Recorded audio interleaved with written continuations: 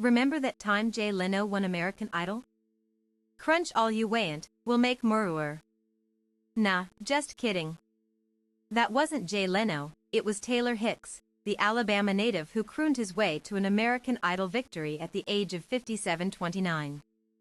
If you don't remember him, you'll certainly remember his catchphrase / the name of his fan club, Soul Patrol.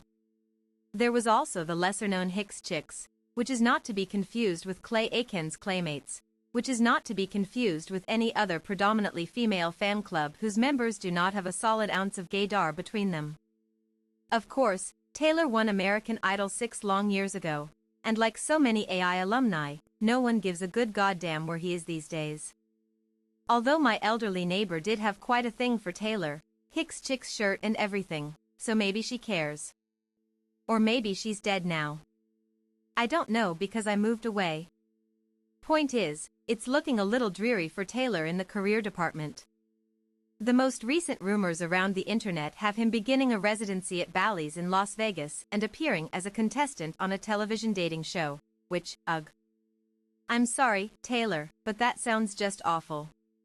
You know they're not going to actually let you sing at Bally's, right? I have the weirdest boner right now.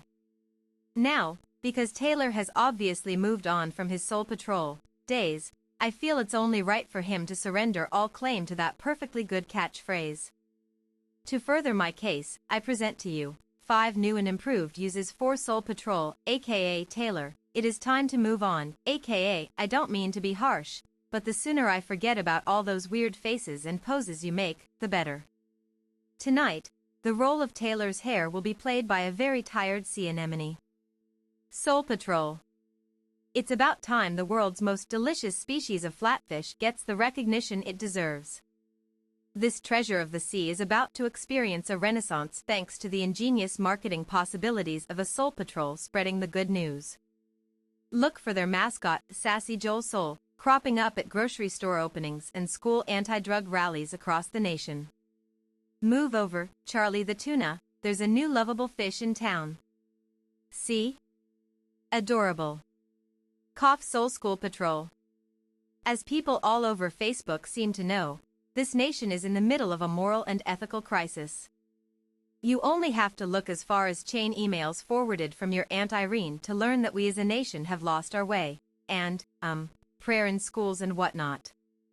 Who better to save our souls from the flames of hell than the fresh-faced cherubs among us, specifically the 6th grade cherubs pulling afternoon patrol duty before going home to eat Totino's pizza rolls and Sunny D while watching iCarly. You'll think twice about all that adultery you were about to go do when you've got an 11-year-old at your elbow saying, that's, like, gross and stuff.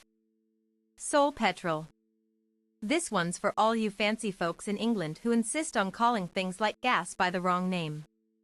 With some large initial investments and aggressive marketing, I think Soul Petrol stations would start popping up all over the quaint English countryside. Heck, if that whole Bally's thing goes south, maybe Taylor could even get a cut of the profits if he lends his image to the franchise. It's worth a shot, Taylor. Take it all, Hicks. Soulja Patrol. Internet, it's come to my attention that rapper Soulja Boy, who is all of 21 years old, might be in need of some patrolling.